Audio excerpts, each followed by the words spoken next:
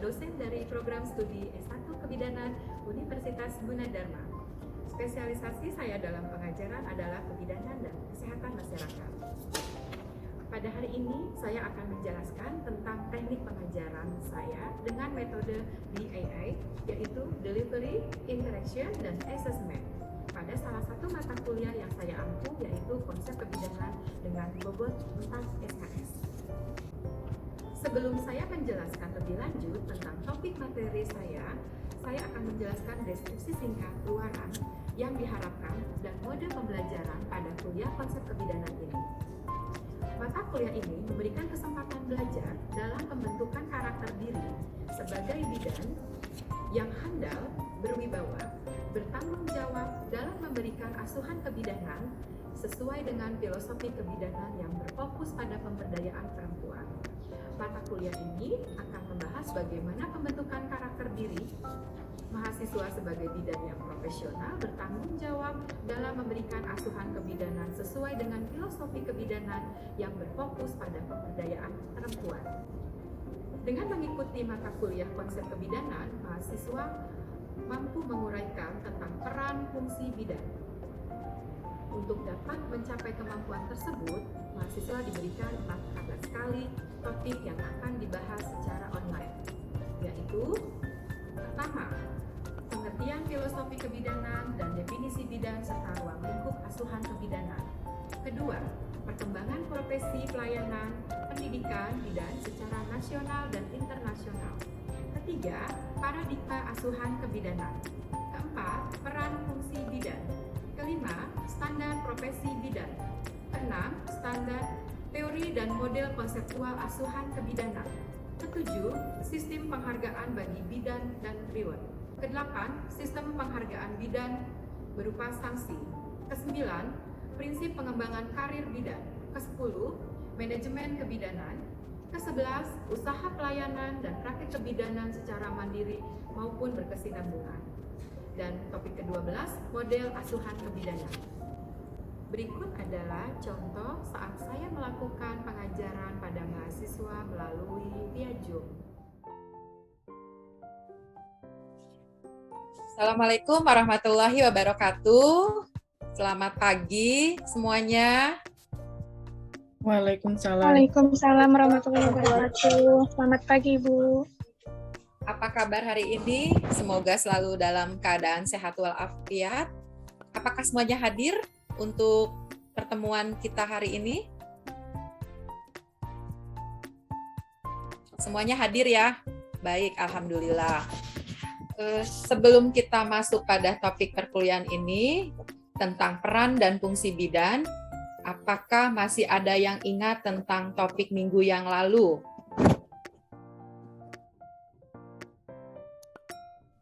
Coba. Iya, Bu, ingat, Bu. Ya? Oh, Mbak Ika mau jawab. Mbak Ika ingat minggu yang lalu topiknya tentang apa di pertemuan kita? Jadi topik minggu lalu itu tentang paradigma kebidanan, Ibu. Materinya itu terdiri dari lingkungan, perilaku, keturunan, pelayanan kebidanan, dan wanita, di mana faktor tersebut itu saling berkaitan, Ibu. Oke, bagus sekali. Mbak Ika sudah menjelaskan tentang materi pembelajaran minggu yang lalu. Oke, Ibu izin share screen ya.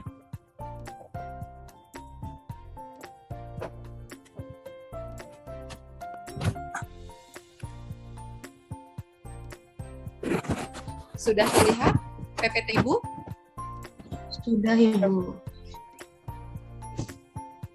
Pada hari ini kita masih berkaitan dengan topik minggu yang lalu, ya. Judul hari ini adalah topiknya tentang peran dan fungsi bidan. Ini diharapkan setelah mengikuti perkuliahan ini, ya, ini adalah RPS pembelajaran. Kita sekarang berada pada posisi pertemuan keempat, ya, di mana topik pada hari ini tentang peran dan fungsi bidan. Nah, kira-kira apa sih setelah mengikuti perkuliahan ini, mahasiswa diharapkan mampu menjelaskan definisi peran bidan. Lalu yang kedua, mahasiswa mampu menjelaskan definisi fungsi bidan. Yang ketiga, mahasiswa mampu menjelaskan komponen peran bidan. Dan yang keempat, mahasiswa mampu menjelaskan fungsi bidan. Ini, Ibu akan menjelaskan materi, lalu nanti ada pemutaran video. Setelah itu akan ada kuis serta evaluasi dan tugas kelompok membuat pilot project di pelayanan kebidanan terkait dengan 4 peran dan fungsi dari bidan. Jadi Ibu berharap pagi hari ini adik-adik sekalian fokus ya mendengarkan sehingga bisa mengerjakan dan menjawab pertanyaan yang Ibu berikan. Semangat ya pagi ini. Baik, selanjutnya Ibu akan memutarkan di dalam slide Ibu ada sebuah video ya. Setelah itu Ibu akan bertanya kepada kalian terkait dengan isi dari video tersebut. Oke, silakan disaksikan. Well, I'm undertaking this research project because we've started to think that the rise of caesarean section rate in the United Kingdom is partly attributable to women being anxious and fearful of birth and requesting caesarean sections. We've never really looked at why women are fearful or anxious, or how we can identify women that are fearful or anxious of birth. The Health Education England NIHR Award is a perfect opportunity to undertake this research. It provides the funding, it provides the support and the time. The research I'm undertaking is really, for me, very interesting because I get to talk to women about why they're fearful of birth, why do they have anxieties, and what we can do as midwives and busy clinicians to actually empower them and get them to enjoy their experience of birth. This award has had a great impact on me, and I think it demonstrates that wherever you are in your career, you can apply for the award. I've had time now to take out and to learn and to relearn things that I've been so busy clinically doing for the past 30 years. Baik, setelah melihat video ini, kira-kira apa ya yang tergambar dari peran seorang bidan? Saya mau bertemu dengan Mbak Zahra. Ada Mbak Zahra?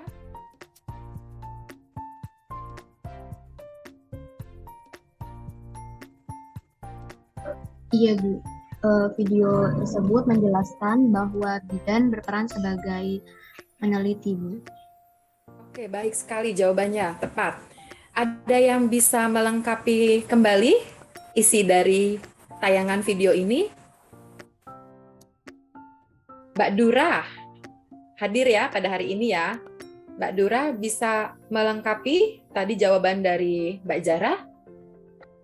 Baik, Bu. Konsultasi Bidan Yana Research OBE memimpin sebuah proyek penelitian yang melihat mengapa wanita cemas dan takut melahirkan. Hasil observasinya menunjukkan angka melahirkan melalui sesar di Inggris mengalami peningkatan dan juga penyebabnya adalah faktor kecemasan. Ia merasa sangat penting untuk menemukan alasan kecemasan tersebut. Penelitian ini dijadikan kesempatan untuk berdialog dengan wanita hamil mengenai alasan apa yang menyebabkan perasaan cemas tersebut. Dia menjelaskan bagaimana HEE atau Clinical Doctoral Research Fellowship memungkinkan dia untuk tetap aktif secara klinis sambil memiliki kesempatan untuk memimpin penelitian yang dapat berdampak besar pada wanita hamil dan keluarga mereka. Penelitian ini sepenuhnya didukung dan didanai oleh The Health Education of England.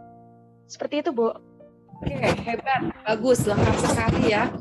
Jadi benar yang dikatakan oleh Mbak Dura ya, bahwa ini adalah salah satu peran bidan sebagai peneliti. Ya, video tersebut menceritakan bagaimana bidan Yana ya, dia memimpin sebuah proyek penelitian. Dia melihat terjadi peningkatan kecemasan ya, dan salah satunya adalah pada saat melakukan tindakan operasi seksio ya di Inggris. Nah, ini yang menjadi isu yang akan diangkat dalam riset penelitian tersebut ya. Baik, kita akan masuk ke dalam definisi topik yaitu peran bidan. Definisinya, peran bidan merupakan tingkah laku yang diterapkan oleh orang lain terhadap seseorang sesuai dengan kedudukannya dalam suatu sistem. Ya, selanjutnya fungsi bidan. Fungsi bidan ini ada berbagai macam ya, tapi kita harus pahami dulu definisinya. Merupakan pekerjaan yang harus dilakukan sesuai dengan perannya. Kita akan bahas satu persatu. Peran bidan ini ada 4. Yang pertama adalah sebagai pelaksana, sebagai pengelola, sebagai pendidik, dan sebagai peneliti. Sebagai peneliti tadi sudah Ibu contohkan ya, sosok bidan Yana di luar negeri ya, di Inggris. Dia tertarik kenapa banyak ibu hamil yang cemas dan angka kejadian seks itu tinggi di Inggris. Akhirnya bukan riset. Ya, nah, ini nanti akan kita bahas satu persatu terkait dengan peran bidan. Sampai sini ada yang mau bertanya? Ibu lanjut ya, kalau tidak ada yang bertanya. Selanjutnya, peran sebagai pelaksana. Ini biasanya dilaksanakan di puskesmas, klinik, rumah sakit, dan PPM. Lalu bidan punya tugas mandiri, tugas kolaborasi, dan tugas ketergantungan. Oke. Lalu tugas mandiri ini apa saja? Yang pertama, menerapkan manajemen kebidanan pada setiap asuhan kebidanan yang diberikan. Kita akan pelajari manajemen kebidanan itu berdasarkan Parne. Itu buku kitabnya Bu Bidan ya. Jadi harus hafal 7 langkah. Selanjutnya meliputi asuhan kebidanan pada remaja, pranikah, kehamilan, persalinan, BBL, NIPAS, KB bayi dan balita, gangguan sistem reproduksi, klimakterium dan menopause. Lalu melibatkan klien dan keluarga. Ini salah satu dari tugas mandiri. Berikutnya adalah tugas kolaborasi bidan, yaitu menerapkan manajemen kebidanan pada setiap asuhan kebidanan yang diberikan sesuai fungsi kolaborasi dengan melibatkan klien dan keluarga, meliputi asuhan kebidanan kehamilan, persalinan, BBL, NIPAS, bayi balita pada kasus resiko tinggi. Ya, ini yang membutuhkan kolaborasi dengan dokter OIN, ya, psikologi misalnya pada kasus-kasus postpartum blues, dan laboran dan tenaga kesehatan lainnya. Lalu selanjutnya tugas ketergantungan, yaitu menerapkan manajemen kebidanan pada setiap asuhan kebidanan yang diberikan sesuai fungsi keterlibatan dengan melibatkan klien dan keluarga. Jadi memang objek kita adalah klien dan keluarga yang selalu dilibatkan pada saat memberikan asuhan bidanan. Meliputi asuhan bidanan kehamilan, ya, persalinan, BBL, NIPAS, bayi dan balita dengan penyulit dan kelainan tertentu, serta kegawat daruratan dan konsultasi rujukan. Jadi kalau misalnya bidan sudah tidak bisa menangani dan ini bukan lagi menjadi area kompetensi, maka bidan harus melakukan yang disebut dengan tugas ketergantungan, yaitu melakukan rujukan dan konsultasi. Baik, selanjutnya adalah peran bidan sebagai pengelola. Nah, di sini bidan akan melakukan sebuah pengelolaan tugas pengembangan pelayanan dasar kesehatan di wilayah kerjanya, misalnya di Posyandu, Polindes, atau di bidan praktek mandiri. Lalu tugasnya seperti apa? Yaitu partisipasi dalam tim kesehatan lain serta sektor lain. Oke, selanjutnya adalah peran bidan sebagai pendidik. Ya, contohnya pada saat bidan memberikan edukasi penyuluhan kesehatan, ya, tentang tanda bahaya kehamilan misalnya ya. Lalu tugas pelatih dan pembimbing, misalnya lagi ngajarin tentang senam hamil, ngajarin tentang perawatan bayi baru lahir sebelum ibu pulang. Nah, ini adalah salah satu peran bidan sebagai pendidik. Dan yang terakhir adalah sebagai peneliti. Ya, peneliti ini tugasnya ngapain kalau misalnya Bu Bidan mau neliti? 1. Mengidentifikasi, menyusun, melaksanakan, mengelola, dan menginterpretasikan data, menyusun laporan hasil penelitian. Jadi kita akan melihat data-data kok terjadi tren kenaikan ya, ada apa. Lalu isu-isu, seperti misalnya COVID pada ibu hamil, ini kan salah satu isu yang harus diangkat. Nah, kita lakukan salah satu analisis dengan melakukan penelitian. Lalu hasilnya dimanfaatkan untuk hasil investigasi untuk meningkatkan dan mengembangkan program kerja atau pelayanan kesehatan. Oke, dari sini ada yang mau ditanyakan? Sudah cukup jelas? Cukup Yang Ibu sampaikan? Ya. Suara Ibu terdengar jelas ya? jelas. Dengar jelas, Ibu. Baik, Ibu lanjutkan kembali. Sekarang kita akan belajar tentang fungsi pelaksana. Ya, ada beberapa fungsi pelaksana yang harus kalian pahami ya. Yang pertama, melakukan bimbingan dan penyuluhan kepada individu, keluarga serta masyarakat, khususnya kaum remaja. Jadi bagaimana persiapan remaja ini menghadapi pernikahan dan reproduksi pada saat nanti kehamilan yang sehat. Lalu yang kedua, melakukan asuhan kebidanan untuk proses kehamilan normal, kehamilan dengan kasus patologis tertentu, dan kehamilan dengan resiko tinggi. Selanjutnya, perkembangan persalinan normal dan kasus patologis. Lalu ada perawatan bayi setelah lahir normal dengan bayi dan berisiko tinggi juga. Lalu melakukan asuhan kebidanan pada ibu nifas, mulai dari ibu nifas 2 jam postpartum, 6 jam sampai dengan 24 jam dan 40 hari setelah pasca nifas. Dan memelihara kesehatan ibu dalam masa menyusui. Nah, ini juga peran fungsi bidan sebagai pelaksana, yaitu memastikan ibu memberikan ASI eksklusif selama 6 bulan dan dilanjutkan sampai dengan 2 tahun, dan kalian juga sebagai konselor ASI dalam hal ini. Lalu sekarang adalah masih dengan fungsi pelaksana ya, yaitu melakukan pelayanan kesehatan pada anak balita dan prasekolah ya, seperti di posyandu, menimbang ya, terus personal hygiene-nya, edukasi tentang bagaimana mencuci tangan misalnya ya. Selanjutnya memberikan pelayanan keluarga berencana sesuai dengan kewenangannya. Lalu memberikan bimbingan dan pelayanan kesehatan untuk kasus gangguan sistem reproduksi, termasuk wanita pada masa klimakterium dan menopause sesuai dengan kewenangannya. Jadi ini semuanya diatur dalam kewenangan bidan ya, di dalam Kemenkes. Nah, selanjutnya adalah fungsi sebagai pengelola, yaitu mengembangkan konsep kegiatan pelayanan kebidanan bagi individu, keluarga, kelompok, masyarakat sesuai dengan kondisi dan kebutuhan masyarakat. Sebagai bidan di komunitas misalnya ya, melayani Polindes, ini salah satu contoh sebagai fungsi pengelola. Lalu menyusun rencana pelaksanaan kebidanan di lingkungan unit kerjanya. Memimpin koordinasi kegiatan pelayanan kebidanan. Melakukan kerjasama serta komunikasi inter dan antar sektor yang terkait dengan pelayanan kebidanan. Jadi contohnya bisa bekerja sama dengan kelurahan misalnya ya, kepala desa terkait dengan penurunan angka kematian ibu dan bayi, persiapan rujukan ya, itu bisa. Lalu memimpin evaluasi hasil kegiatan tim atau unit pelayanan kebidanan.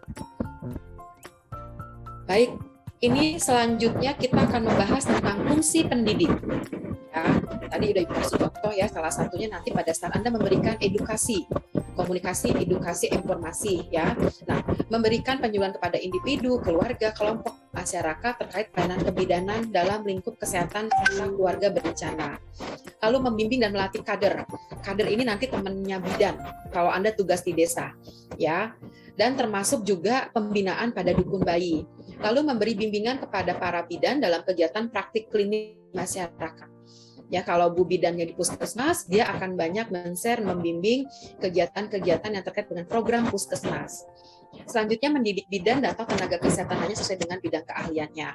Tadi misalnya kalian sudah memiliki sertifikasi sebagai instruktur senam hamil. Nah, ini bisa mengajari teman-teman bidan untuk melakukan senam hamil. Itu salah satu contoh. Nah, sekarang adalah tentang fungsi peneliti. Ini yang sangat menarik ya, karena banyak bidan nggak terlalu suka dengan penelitian ya maksudnya. Tapi padahal penelitian ini sangat penting untuk evidence based ya, untuk kita membuktikan bahwa ini kenapa begini, kenapa begitu, kenapa kasus ini meningkat. Nah, seperti contoh video Ibu sampaikan di awal, ini adalah melakukan pengkajian, survei ya. Kalau sudah ketemu datanya, penyebabnya, kita bisa melakukan prepare, artinya pencegahan. Kalau terjadi kasus seperti ini, apa yang harus kita lakukan? Nah, ini sangat berdampak terhadap peningkatan pelayanan kesehatan khususnya ibu dan anak. Baik, tadi sudah Ibu jelaskan tentang peran dan fungsi bidan. Mudah-mudahan bisa dipahami apa yang udah Ibu sampaikan. Selanjutnya Ibu mau bertanya ya, kira-kira siapa yang bisa menjawab yang tadi sudah Ibu sampaikan tentang 4 peran bidan. Atau Ibu mau kenalan bertemu dengan Mbak Ika Priani. Hadir ya hari ini? Hadir Ibu. Baik. Tadi tolong disebutkan 4 peran bidan yang sudah Ibu sampaikan. Iya Ibu. Jadi 4 peran bidan itu ada yang pertama sebagai pelaksana, yang kedua sebagai pengelola, yang ketiga sebagai pendidik, dan yang keempat sebagai peneliti. Oke, bagus sekali jawabannya ya, tepat. Selanjutnya nanti ada evaluasi, tapi sebelum ke evaluasi, Ibu mau kasih lagu ya supaya kita tetap happy dalam masa pandemik seperti ini, nggak boleh stres ya. Jadi harapan Ibu belajarnya menyenangkan. Ini judulnya lagu bidan ya, tinggal diganti sama Ibu liriknya. Ibu kasih contoh, mudah-mudahan suara Ibu bagus karena Ibu bukan penyanyi ya. Tolong didengar, nanti Ibu tunjuk 1 orang untuk bernyanyi ya supaya rileks, kita nggak tegang. Sepertinya tegang kuliah hari ini. Oke. Di sini bidan, di sana bidan, di mana-mana selalu bidan. Di sini bidan, di sana bidan, di mana-mana selalu bidan. Bayi sehat bidan, ibu sehat bidan, ibu sakit tetap selalu bidan. Bidan, yes. Bisa ya? Dan ini gampang sekali liriknya. Oke, saya akan menunjuk Mbak Wirda, hadir ya pada hari ini. Bisa bernyanyi yang sudah saya contohkan. Teman-teman bisa mengikuti, tapi tidak usah dinyalakan mikrofonnya. Nanti suaranya Mbak Wirda yang merdu nggak kedengeran. Oke, silakan Mbak Wirda. Baik Ibu. Di sini bidan, di sana bidan, di mana-mana selalu bidan. Di sini bidan, di sana bidan, di mana-mana selalu bidan. Bayi sehat, ibu sehat, bidan sakit tetap selalu bidan. Bidan. Oke, luar biasa. Ya. Sudah semangat lagi dan nggak tegang, kita bisa rileks. Selanjutnya ada slide. Nah, biasanya udah dibuka kalau ada evaluasi ya. Ya, kira-kira bantuannya Mbak Ilen untuk menjawab dan membacakan sebuah kasus, dan Ibu ingin bertanya peran apa yang ada pada kasus singkat ini. Silakan, Ilen. Baik Bu, saya bacakan soalnya terlebih dahulu ya Bu. Kalau adik-adik sekalian ini kalian memperhatikan kasusnya. Seorang bidan sedang memiliki persalinan kala 2 di Polindes. Bidan mengajarkan cara meneran yang baik pada ibu. Peran apa yang dilakukan? Jawabannya itu peran bidan sebagai pelaksana, karena di dalam kasus tersebut bidan menolong sebuah persalinan dan juga memberikan aspek dalam klien dalam masa persalinan dengan melibatkan klien. Seperti itu Bu. Ya, jawabannya alasannya adalah peran bidan sebagai pelaksana Bu.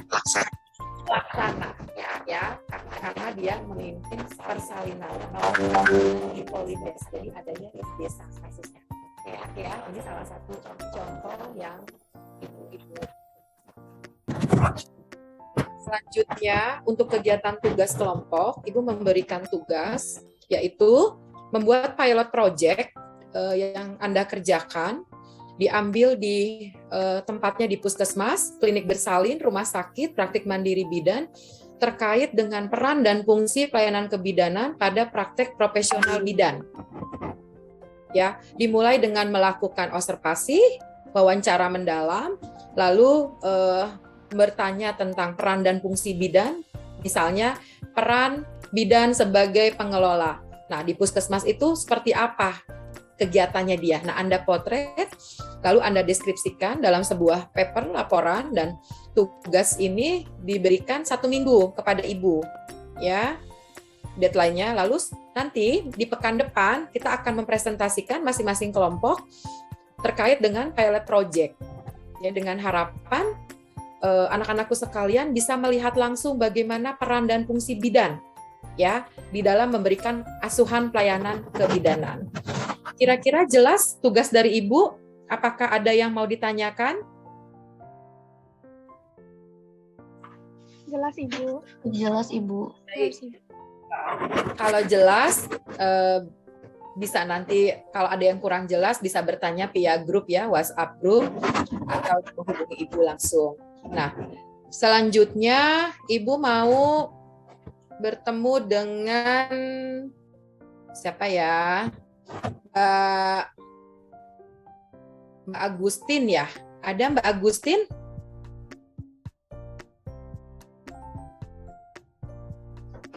Mbak Agustin terkendala dengan sinyal, Bu. Sinyal. Siapa yang bisa menjelaskan tentang kesimpulan pembelajaran pada hari ini? Mbak Ika deh, Mbak Ika Apriani. Bisa bantu Ibu menyimpulkan kita belajarnya hari ini tentang apa ya? Bisa Ibu.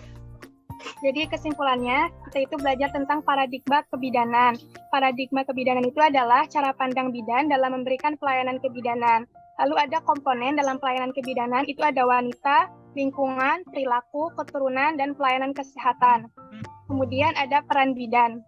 Peran adalah tingkah laku yang diharapkan oleh orang lain terhadap seseorang dengan kedudukan dalam suatu sistem. Nah, bidan itu memiliki 4 peran. Yang pertama sebagai pelaksana, sebagai pengelola, lalu sebagai pendidik, dan sebagai peneliti. Kemudian fungsi bidan. Fungsi bidan merupakan pekerjaan yang harus dilakukan sesuai dengan peranannya. Dalam melaksanakan profesinya, bidan memiliki fungsi sebagai pelaksana, pengelola, pendidik, dan peneliti. Seperti itu, Bu. Oke, lengkap sekali jawabannya. Terima kasih Mbak Ika. Alhamdulillah fokus ya hari ini, Ibu senang mendengarnya.